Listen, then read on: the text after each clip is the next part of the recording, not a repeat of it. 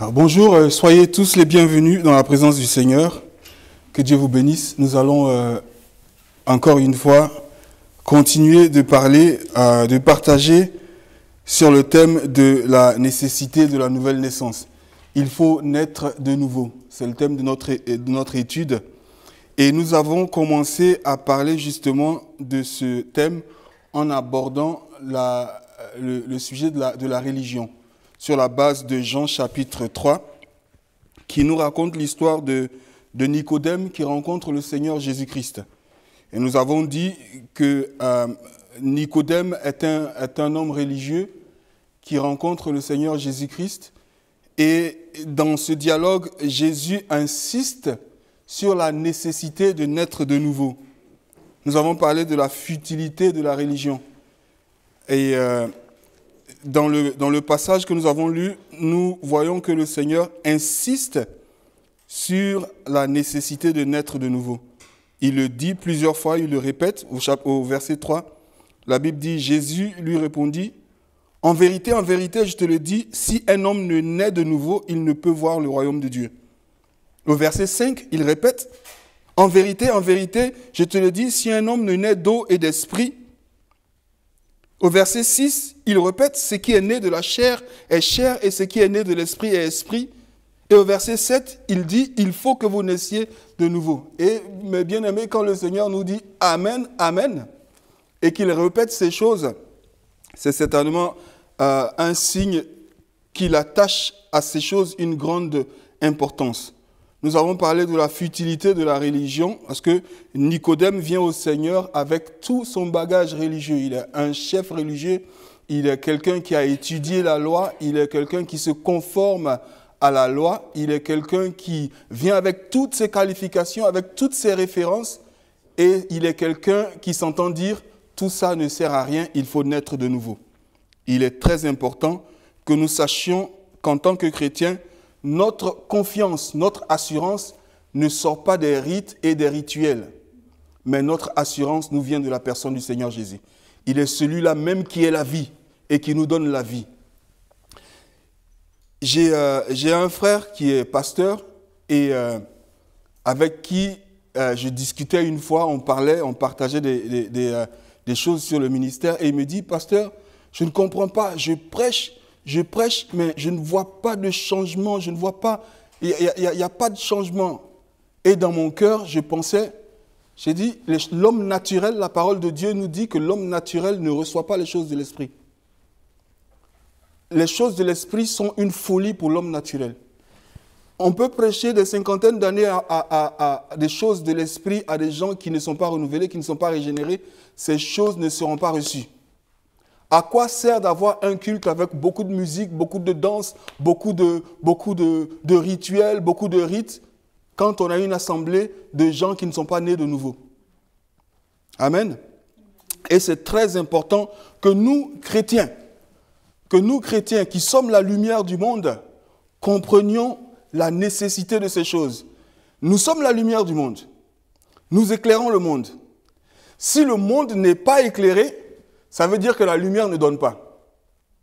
Amen. Donc, il faut que la lumière elle-même soit éclairée. C'est important pour notre évangélisation, pour nous-mêmes, en tant que chrétiens, pour notre identité personnelle. Moi, je suis un enfant de Dieu. Et c'est important pour moi. Et tout à l'heure, on va parler des analogies. Et c'est important pour notre évangélisation. Je vous raconte une histoire.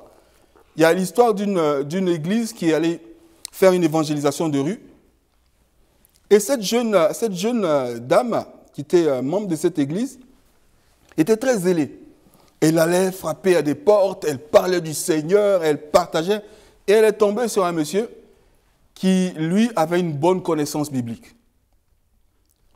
Et je ne sais pas si vous avez fait cette expérience de rencontrer un païen qui a une bonne connaissance de la Bible. Le diable connaît la Bible. Et elle dit... Elle a essayé de convaincre ce monsieur, mais elle n'est pas arrivée à le convaincre. Elle est retournée le soir au bureau du pasteur, elle s'est effondrée en larmes. pasteur, j'ai essayé, j'ai parlé, mais quand j'envoie un passage, il me ramène un autre passage. J'ai tout essayé, je n'arrive pas à le convaincre. Je ne sais pas ce qu'il y a, j'ai tout fait. Elle n'arrivait pas à comprendre. Et le pasteur qui l'écoutait, qui la regardait, il lui a posé une petite question. Il lui a dit, est-ce que vous êtes sauvé?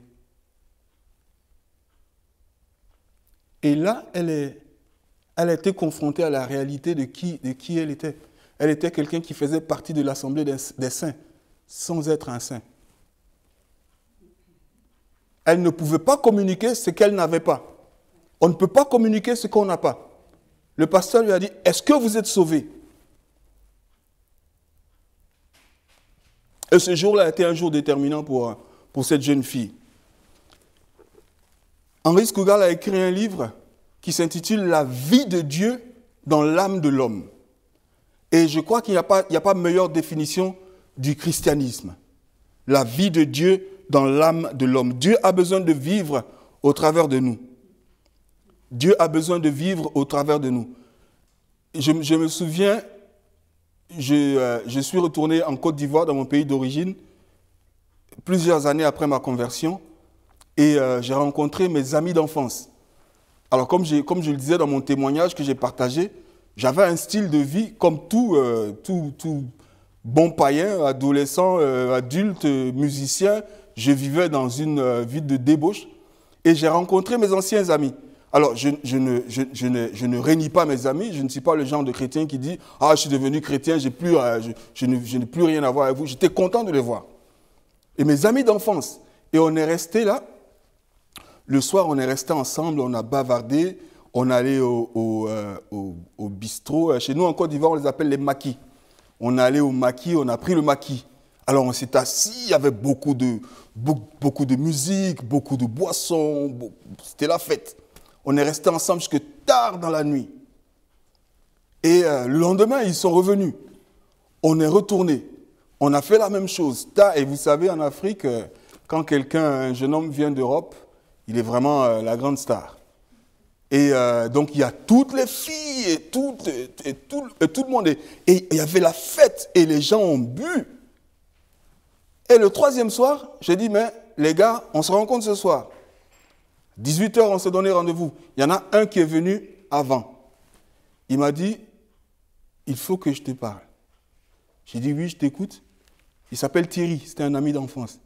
Il m'a dit, on se connaît. Je te connais, tu me connais, on a grandi ensemble, on a fait toutes nos bêtises ensemble avant. Et je sais que tu as été gravement malade. Et je sais que peut-être à cause de ta maladie, tu ne bois plus d'alcool. Mais il y a quelque chose qu'il faut que tu m'expliques. Je dis, mais vas-y, je t'écoute. Dis-moi, pose-moi tes questions. Il me dit, il y a quelque chose tu es devenu bizarre. Tu as changé. Il y a quelque chose en toi que j'ai vu ces 2 nuits, je ne te reconnais pas. Il faut que tu m'expliques, je n'ai pas pu dormir. C'était un vendredi soir. Je lui ai dit, Thierry, Jésus-Christ vit en moi. C'est Jésus-Christ qui vit en moi. Il m'a dit, écoute, il y a une église qui fait du tapage tous les vendredis soirs à côté de chez moi. Ce soir, au lieu d'aller au maquis, viens, on va aller à cette église. En fait, il y avait une église de réveil qui faisait une veillée tous les vendredis. Et ce soir-là, il a donné sa vie au Seigneur. La vie de Dieu dans l'âme de l'homme. C'est pourquoi il est important que nous, enfants de Dieu, nous comprenions la nécessité de la nouvelle naissance. Aujourd'hui, on va continuer d'en parler encore un peu. Et la nouvelle naissance, la régénération, est une doctrine essentielle de la foi chrétienne. On a parlé de la religion et j'ai fait la remarque pour dire que toutes les religions du monde sont basées sur un système de mérite. Faites ceci et vous aurez cela. Dieu s'est fait homme et il est venu chercher le pécheur pour le sauver. Alléluia. Il n'y a que dans ce livre, dans la parole de Dieu, que Dieu transforme l'homme et permet à l'homme de commencer à faire. Si vous êtes un étudiant attentif de la parole de Dieu et vous étudiez l'éthique de Paul, vous vous rendez compte que tout ce que nous faisons est le résultat de ce que nous sommes. Nous faisons parce que nous sommes. Nous ne faisons pas pour devenir. Non, c'est de ce que nous sommes que nous faisons ce que nous faisons. Je ne suis pas assis ici pour mériter une faveur de Dieu. Non, c'est parce qu'un jour de septembre 1999, pendant que je suivais le chemin de l'enfer, Dieu a interrompu mon chemin. Il s'est arrêté devant moi, il m'a dit, écoute, aujourd'hui je te sauve. Et aujourd'hui, il a rempli mon cœur d'envie de faire ce que je suis en train de faire. Alléluia. Et donc la régénération est une doctrine très importante. Moi, je dis que le christianisme n'est pas une religion à laquelle on décide d'adhérer un de ces jours. Comme un club, ok, moi je deviens membre de ce club, aujourd'hui je signe. Et demain, je ne veux plus être membre de ce club, je ne signe pas. Quand j'entends des gens dire, moi j'étais chrétien, non, vous n'avez jamais été chrétien, jamais. Vous étiez membre d'une église, vous aviez changé d'activité le dimanche.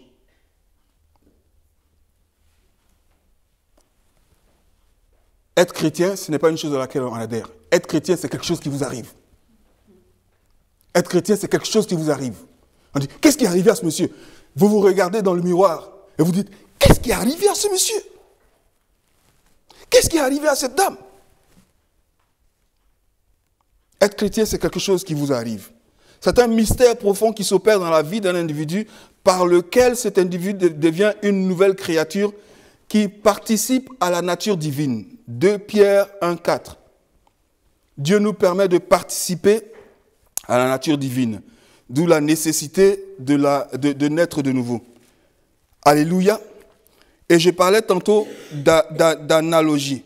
On va lire rapidement un passage. Je vous invite, si vous avez votre Bible, à venir avec moi dans le livre de Jacques. Jacques chapitre 1, on va lire un seul verset. Il y a beaucoup de passages auxquels on va faire référence dans cette petite étude.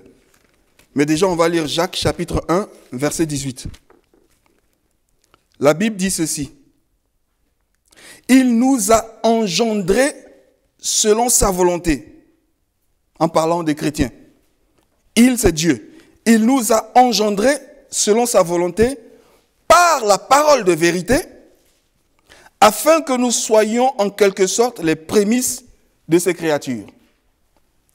Et je pense que ce verset à lui seul couvre tous les aspects de la régénération. Il nous a engendrés selon sa volonté, par la parole de vérité, afin que nous soyons les prémices de ces créatures. Dans la Bible, il y a beaucoup d'analogies. Qu'est-ce qu'une analogie? Je ne vous apprends rien. C'est un rapport de ressemblance, c'est une comparaison. Et la Bible utilise des termes, des choses qui nous sont proches pour nous faire comprendre des choses qui sont loin. Dieu utilise des choses que nous connaissons pour nous enseigner des choses que nous ne connaissons pas. Et je crois que les analogies sont très importantes. C'est parce qu'il y a des principes qui s'appliquent aux deux réalités qui, essentiellement, peuvent être différentes, mais il y a des choses qui s'appliquent à ces deux réalités qui sont d'intérêt. Je vous donne un exemple. Dieu nous appelle, nous chrétiens, Dieu nous appelle ses enfants. Bien-aimés, je vous invite à penser à cela. Dieu peut choisir n'importe quel mot pour nous caractériser. Il peut nous appeler ses esclaves, il peut nous appeler ses créatures. D'ailleurs, ces mots existent dans la parole de Dieu. Mais la Bible dit, à tous ceux qui ont cru, à tous ceux qui l'ont accepté, à tous ceux qui ont cru en son nom, il leur a donné le pouvoir de devenir enfants de Dieu. Et nous sommes tous des êtres humains et nous avons tous soit des enfants ou nous sommes tous enfants de quelqu'un. J'ai des enfants. J'en ai beaucoup. Amen. Ils ne sont pas ici, entre nous. Si mes enfants étaient dans cette salle aujourd'hui, on n'aurait certainement pas besoin de demander à qui que ce soit qui est le père de ses enfants. Mes enfants sont noirs. Je ne vous apprends pas grand-chose. Ils n'ont pas choisi d'être noirs. Ils sont noirs, comme moi. Mes enfants me ressemblent. Et si vous voyez mes enfants, si vous voyez ma fille, moi je l'appelle ma fille, ma soeur jumelle, elle me ressemble. Et quand je pense à mes enfants, quand je regarde mes enfants, je dis, attends, je suis un enfant de Dieu. Et comment mes enfants sont venus à l'existence? Je les ai engendrés, ils sont ma semence. Je suis un enfant de Dieu. Bien-aimés, dans le même esprit de cette analogie, laissez-moi vous poser une question. Est-ce qu'un jour mes enfants deviendront les enfants de quelqu'un d'autre? Pourquoi Dieu choisit de m'appeler son enfant?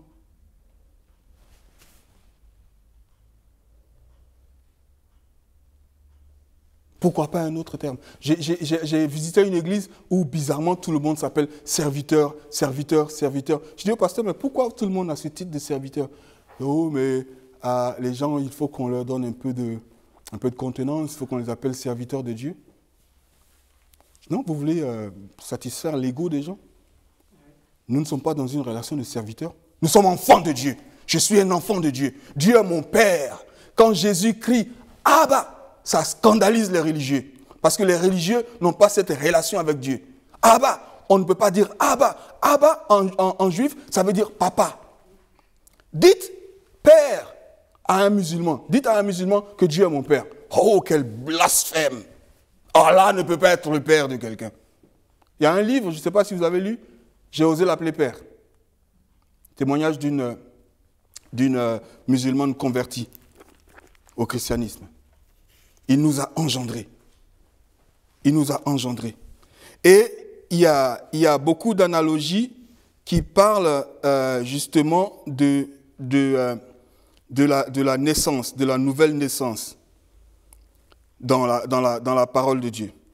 Et bien aimé, la naissance a ceci de particulier que celui qui naît ne contribue en rien à sa naissance. Alors, si vous n'êtes pas d'accord avec l'analogie de Dieu, je ne suis pas responsable, c'est Dieu qui a choisi le mot enfant. Celui qui naît ne décide pas, à moins que quelqu'un me prouve ici qu'il a été capable de décider le jour de sa naissance, l'hôpital de sa naissance, la ville de sa naissance. J'ai vu ça dans un film. Un film pour les enfants, je ne sais pas si vous l'avez vu, c'est Kirikou. Kirikou est né, le jour où il voulait naître, il est né. Il a dit à sa mère, mais il faut me laver. Sa mère a dit à un enfant qui naît tout seul, il peut se laver tout seul. Mais ça, il n'y a que Kirikou qui le fait. Personne d'entre nous ne choisit les conditions de sa naissance. Vous voyez, Jésus ne dit pas à Nicodème comment naître de nouveau. Nicodème lui dit, comment c'est possible? Il faut naître de nouveau. Je ne sais pas comment tu le fais, mais il faut le faire. Mais comment? Je ne peux pas entrer dans le... Il faut naître de nouveau. C'est comme le vent, ça souffle comme le vent, ça souffle d'ici, de gauche à droite, on ne sait pas, mais il faut naître de nouveau. Et cette analogie, donc, a ceci de particulier que celui qui naît n'a pas de contribution à sa naissance. Personne ne se donne la vie, ni naturellement, ni spirituellement. La naissance est quelque chose qui nous arrive. Amen. La naissance est quelque chose qui nous arrive. Jésus dit dans le livre de Jean, au chapitre 6, verset 44, personne. Je vais le lire, je vais le lire fidèlement. Jean 6, 44. Amen. Jean 6, 44 nous dit ceci. Nul ne peut venir à moi si le Père qui m'a envoyé ne l'attire. Nul ne peut venir à moi si le Père qui m'a envoyé ne l'attire. Amen. Et le mot grec qui est utilisé ici pour dire ne l'attire, c'est un mot qui veut littéralement dire le traîne. Dans le livre des Actes, on dit qu'on a arrêté les apôtres et on les a traînés en prison. C'est le même mot qui est utilisé. Nul ne vient à moi si le Père ne l'attire. Ce que les calvinistes appellent l'appel effectif de Dieu. Nul ne vient à moi si le Père ne l'attire. Alléluia. Pourquoi il faut que le Père l'attire? Pourquoi il faut que le Père l'attire?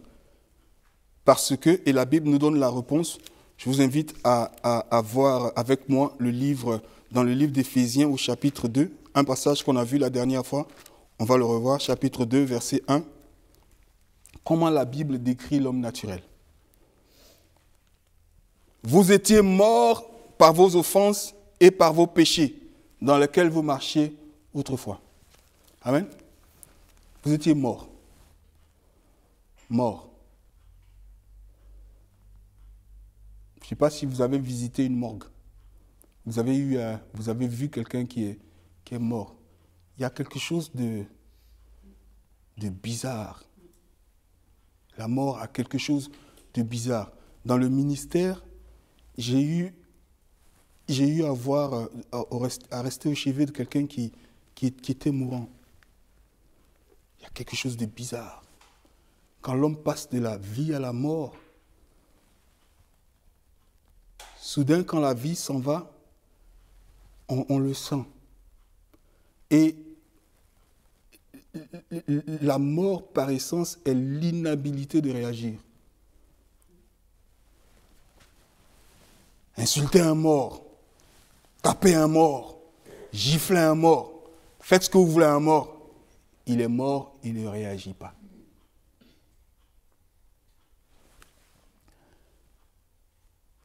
Quand j'ai vu à la télévision une fois quelqu'un sur qui on avait tiré, et pour voir s'il était vraiment mort, celui qui a tiré sur lui est venu et il lui a retiré son pantalon.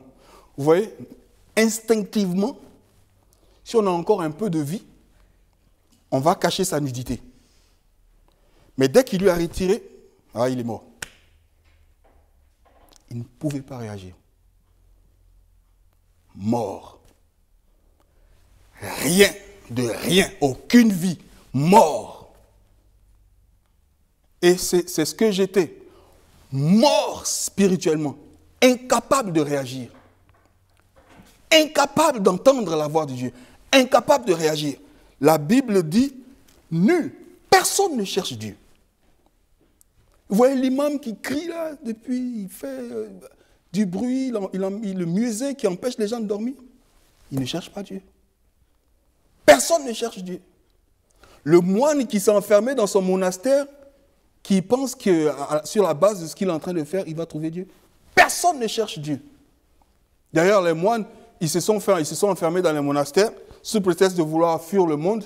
Et il y en a qui reviennent, qui disent, dès que je ferme les yeux pour prier, je ne vois que des jeunes femmes qui sont nues. Ah, ça ne sert à rien de s'enfermer dans le monastère. Fuis le monde, tu le transportes avec toi. Mort. Nous étions morts dans nos péchés et dans nos transgressions. Nous étions morts dans nos péchés et dans nos transgressions.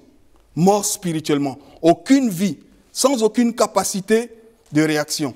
Et c'est ça la richesse et la réalité de cette analogie. Nous étions morts. Et est-ce que vous savez qu'on peut être dans une église et on peut être mort? On est mort au milieu des vivants. On peut avoir un compte bancaire rempli d'argent, mais on est mort. On peut avoir toute la célébrité dans le monde, mais on est mort. Il y a des gens qui sont célèbres, qui ont une fortune que tout le monde, qu'on peut envier, mais qui sont morts. Tellement morts qu'ils se donnent la mort. On peut être au milieu des vivants et être mort. On peut s'adonner à toute forme de rituel. Voici l'exemple de Nicodème, un pharisien. On peut s'adonner à toute forme de rite, de rituel, d'ascétisme. On peut se faire du mal, on peut se crucifier, on peut se mettre une couronne d'épines. Mort. On peut être fils d'un vivant et être mort. On peut être fille d'un vivant et être mort. J'ai écouté le pasteur Castano une fois, ça m'a touché ce qu'il a dit. Il dit, les chrétiens, on court, on veut se marier, on veut faire beaucoup d'enfants, on veut faire ceci. Il dit, quand on sera devant le Seigneur, il ne va pas nous demander combien d'enfants tu as fait en tant que femme sur la terre. Ceux qui vont rendre témoignage, qui vont te suivre au ciel, qui vont faire la queue et qui vont te donner un peu de gloire, c'est tes enfants spirituels. Amen. Quoi ça sert de faire des enfants en plein d'enfants qui sont des païens et qui finissent en enfer? Est-ce qu'on peut se dire la vérité? On peut être fils ou fille, mari, femme, père, mère, de vivant et être mort. Amen. Et il y a tellement de passages qui décrivent l'homme sans Dieu. Je vais lire quelques-uns. Romains chapitre 3. Je vais lire le verset 10, par exemple. Vous pouvez le noter, Romains chapitre 3, verset 10, la Bible dit, et écoutez très bien, la Bible dit, il n'y a point de juste, pas même un seul. Nul n'est intelligent, nul ne cherche Dieu. Verset 11. Tous sont égarés, tous sont pervertis. Il n'en est aucun qui fasse le bien, pas même un seul. Amen. L'homme naturel. 1 Corinthiens chapitre 2, verset 14. 1 Corinthiens chapitre 2, verset 14. Mais l'homme naturel ne reçoit pas les choses de l'esprit, car elles sont une folie pour lui. Il ne peut les connaître parce que c'est spirituellement qu'on en juge. Je suis un témoin vivant de ce que la Bible dit. Il fut un temps où ces choses étaient folie pour moi. Quelques semaines avant que je n'entre en l'hôpital, parce que j'ai été sauvé sur un lit d'hôpital, il y a un frère dans le Seigneur qui est venu me dire, écoute mon frère, mon ami, Dieu a besoin de toi. Moi, j'en riais, je parlais avec mes collègues au travail, je disais, mon compatriote, peut-être que l'Europe est en train de faire son effet sur lui. Hein, parce qu'il est en train de perdre les pédales. Là. Il me dit qu'il a parlé à Dieu et que Dieu lui a parlé. Qu'est-ce qui arrive à ce monsieur? Les choses de l'esprit ne sont pas reçues par l'homme naturel. La Bible dit dans le livre d'Éphésiens, chapitre 4, verset 17, Éphésiens chapitre 4, verset 17. Et ça, ce sont les mots qui décrivent l'homme naturel. Éphésiens 4, verset 17. Et ces mots nous expliquent pourquoi l'homme a besoin de naître de nouveau. 4, verset 17, la Bible dit ceci, Éphésiens 4, verset 17. Voici donc ce que je dis et ce que je déclare dans le Seigneur. C'est que vous ne deviez plus marcher comme les païens qui marchent selon la vanité de leurs pensées. Ils ont l'intelligence obscurcie. Ils sont étrangers à la vie de Dieu. Ils n'ont rien à voir avec la vie de Dieu. À cause de l'ignorance qui est en eux, à cause de l'endurcissement de leur cœur. Ils ont perdu tout sentiment. Ils sont livrés à la dissolution pour commettre toute espèce d'impureté jointe à la cupidité. Et au verset 20, il commence par les deux mots qui sont peut-être les mots les plus glorieux. Mais vous, vous êtes différents. Amen. Et comment une personne morte, une personne en dehors de la vie de Dieu, une personne qui ne reçoit pas les choses de l'esprit, une personne qui ne peut pas réagir, comment une telle personne peut-elle répondre à l'appel de Dieu? Comment une telle personne peut-elle répondre à l'appel de Dieu? Eh bien, bien-aimé, c'est ce qui nous conduit à cette doctrine merveilleuse de la régénération. Le pécheur ne peut répondre tant que Dieu lui-même ne lui donne un peu de vie. Amen. Le pécheur ne peut répondre tant que Dieu lui-même lui donne. C'est tellement important pour nous-mêmes, pour notre propre vie chrétienne et pour notre propre évangélisation. Chaque fois que vous prêchez l'évangile, et on va voir pourquoi Dieu nous régénère et comment Dieu nous régénère. Chaque fois que vous plantez, vous sémez une sémence de vie. Vous n'êtes pas Dieu. Ce n'est pas vous qui donnez la vie. Vous, vous prêchez la parole de vie. Et Dieu se saisit de cette parole pour faire germer la vie. Amen. Et la semence n'est jamais perdue. Donnez-moi l'exemple d'un fermier qui plante et il se dit, oh, est-ce que ça va pousser? Oh, vraiment? Non. Il a planté, il s'attend tellement à ce que ça pousse qu'il fait déjà les comptes, avant même que ça ne donne. Amen. Mais la parole de Dieu est comparée à une sémence. Amen. C'est Dieu qui donne la vie au pécheur mort afin que celui-ci puisse répondre à l'appel de Jean 6, 44. L'image de la mort est l'analogie la plus sévère pour décrire une personne qui est totalement coupée de la vie de Dieu. Elle n'est pas évanouie. Elle n'a pas perdu connaissance. Elle est morte. Aucune vie. Zéro. Nada. Zilch. Nothing. Les Anglais disent dead. Le pécheur, l'homme naturel, doit être ramené à la vie. Et c'est une chose qu'il ne peut pas faire lui-même. La vie doit absolument venir de celui qui est la source de vie. La vie doit absolument venir de ce qui est la source de la vie, de celui qui est la source de la vie. Par conséquent, la réponse du pécheur à cet acte de réanimation spirituelle est l'œuvre de Dieu et de Dieu seul. L'œuvre de la régénération.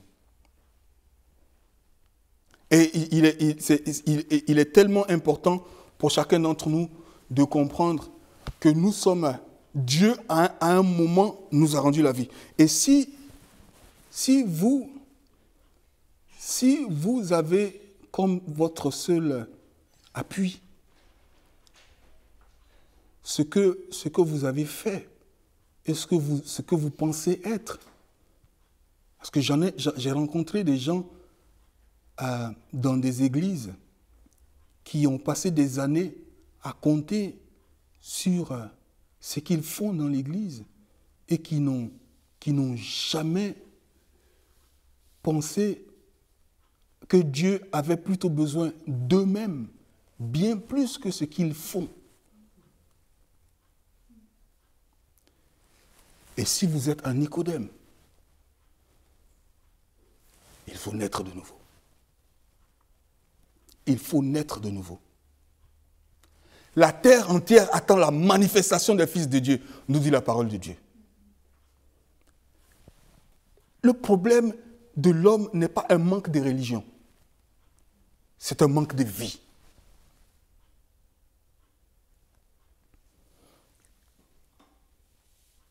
Vous voyez, aujourd'hui, par le chrétien, l'Esprit de Dieu est ici-bas avec nous. Il est en nous. Et l'Esprit de Dieu maintient une forme de présence de Dieu sur la terre. Si l'Esprit de Dieu est ôté de la terre, et c'est une question qui a été posée, qu'est-ce qui se passerait? Et tout le monde pense que si le Saint-Esprit n'est plus là, on serait dans un chaos généralisé, dans une forme d'immoralité généralisée, on sera dans un chaos sans précédent. Ce n'est pas vrai. Ce n'est pas vrai. Si le Saint-Esprit n'est plus là, on aura quand même beaucoup d'églises. Il aura des églises même très, très, très, très disciplinées, très morales, très ordonnées. Tant que le diable peut tout faire pour vous donner l'ombre, afin de vous maintenir loin de la substance, il fera tout ce qu'il peut. On aura des églises bien ordonnées. Il y a des agences missionnaires avec lesquelles j'ai collaboré et ils me disent, ah nous, les choses de l'esprit là, nous, c'est ça apporte du désordre. Et nous, on ne croit pas à ces choses, les miracles et machin, ça apporte du désordre. Alors, vous êtes plus ordonné que Dieu? Vous voulez faire la morale à Dieu? Il y avait du désordre dans l'église de Corinthe. Mais Dieu n'a pas dit, à cause du désordre, arrêtez de manifester les charismes du Saint-Esprit. Si le Saint-Esprit n'est plus là, il y aura des églises. Et il y aura des églises bien ordonnées, bien morales, mais sans vie. Le Seigneur écrit à l'église de Sardes, Apocalypse chapitre 3, verset 1. Je connais tes œuvres. Tu passes pour vivant et tu es mort. Mort. 2 chrétiens vivants dans la Bible ont fait irruption dans une ville. La ville entière, vous savez, de façon péjorative peut-être, ils ont donné l'un des qualificatifs que je trouve les plus merveilleux à ces 2 chrétiens. Voici ceux qui ont bouleversé le monde entier. Ils sont dans notre ville.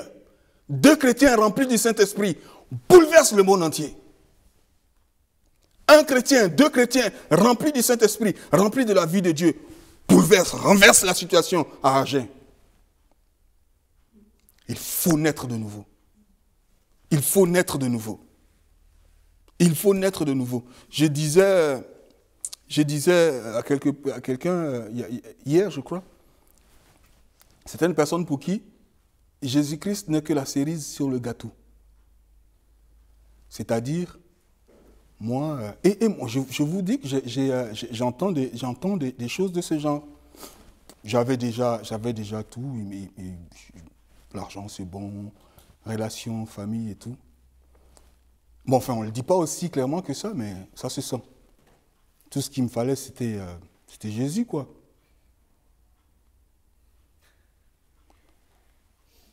La chose principale est devenue un accessoire.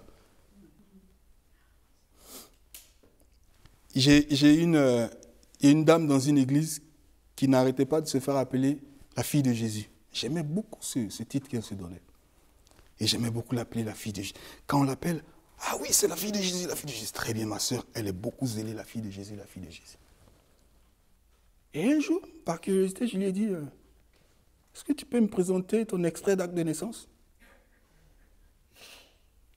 En espérant qu'elle me dise à tous ceux qui l'ont reçu, à tous ceux qui ont cru en son nom, il leur a donné le pouvoir de devenir enfants de Dieu. Mon cœur aurait réagi, sauté de joie. Elle me dit, mais pasteur, qu'est-ce que vous voulez dire à moi, je ne comprends pas, je vous dis que je suis la fille de Jésus. J'ai dit, oui, j'ai compris ça, mais je veux l'extrait d'acte de naissance. Elle me dit, ah, mais je suis la fille de Jésus, je suis la fille. Je dis, mais la fille de Jésus, on ne se proclame pas la fille de Jésus. On ne se proclame pas la fille de Jésus. Ce que les Anglais appellent wishful thinking. On ne se proclame pas la fille de Jésus, on le devient. On le devient. Abandonnés à nous-mêmes, nous allons directement vers la mort. La vie doit nous venir d'en dehors de nous-mêmes. Elle doit nous venir de celui qui est la source de vie. Vous voyez dans le passage qu'on a lu tout à l'heure dans le livre de Jacques, et on va terminer cette partie avec ce passage, on va revenir à Jacques, Jacques chapitre 1. Et cette fois, je vais lire à partir du verset 13. Que personne, lorsqu'il est tenté, nous dise, c'est Dieu qui me tente. Car Dieu ne peut être tenté par le mal, et il ne tente lui-même personne. Mais chacun est tenté quand il est attiré et amorcé par sa propre convoitise. Puis la convoitise, lorsqu'elle a conçu, enfante le péché. Et le péché, étant consommé, produit la mort. Ne vous y trompez pas, mes frères bien-aimés. toute grâce excellente et don parfait descendent d'en haut. Amen. Alors, à partir du verset 13, la Bible nous dit ici, si cela ne tient qu'à nous-mêmes, nous allons tout droit vers la mort. Nous sommes tentés. La convoitise, lorsqu'elle a conçu, enfante le péché. Et le péché, lorsqu'il est consommé, produit la mort. Romains nous dit le salaire du péché, c'est la mort. Laissés à nous-mêmes, nous allons tout droit vers la mort. Conduits selon le train de ce monde. Et imaginez, j'aime cette image, conduit selon le train de ce monde. Vous êtes dans un train, vous pensez que vous faites votre propre machin, vous pensez que vous avez le contrôle de votre vie. C'est une blague. Imaginez que vous êtes dans un train. Le train vient de Paris, il vient à Agen. Et vous, le train vient dans cette direction, et vous marchez dans le train, et vous allez dans la direction opposée. Vous pensez que vous allez réellement dans la direction opposée? Vous allez marcher aussi longtemps que vous voulez, vous allez arriver à Agen. Parce que c'est la direction du train. Couchez-vous, levez-vous, dansez, sautez, faites ce que vous voulez dans le train, vous marchez selon le train de ce monde. Et vous allez atterrir ou arriver d'une façon ou d'une autre à Agen, puisque le train il va à Agen. Mais alors, ne vous y trompez pas, mes frères bien-aimés. Toute grâce excellente et tout don parfait descendent d'en haut. Du Père des Lumières, chez lequel il n'y a ni changement ni ombre de variation. Et quel est ce don parfait? Quel est ce don parfait qui nous vient de là-haut? Verset 18. Il nous a engendrés. Il nous a engendrés. Le premier don, le don parfait qui nous vient d'en haut, il nous a engendrés. Il n'y a pas de miracle plus parfait que d'être né de nouveau. Il nous a engendrés. Il nous a donné naissance. Il a fait de nous ses enfants. Il a fait de nous des enfants de Dieu. Il nous a engendrés. Et Dieu merci. Dieu ne demande ni l'autorisation d'un homme, ni l'autorisation d'un comité, ni l'autorisation d'un parlement. Il fait ce qu'il veut. Il vient pour sauver les pécheurs. Il vient pour nous donner une nouvelle chance. Il vient pour nous donner une nouvelle vie. Il vient pour nous donner un nouveau souffle. Il vient pour nous donner une nouvelle perspective. Il vient pour nous donner un nouvel ordre. Il vient pour nous donner une vie nouvelle. Il vient pour faire de nous une créature qui n'avait jamais existé. Celui qui est en Christ est une nouvelle créature. Les choses anciennes sont passées. Alléluia. Il faut naître de nouveau. Que le Seigneur vous bénisse. J'ai prie que ce message vous parle et rende ministère à vos cœurs. Que le Seigneur vous bénisse. Amen.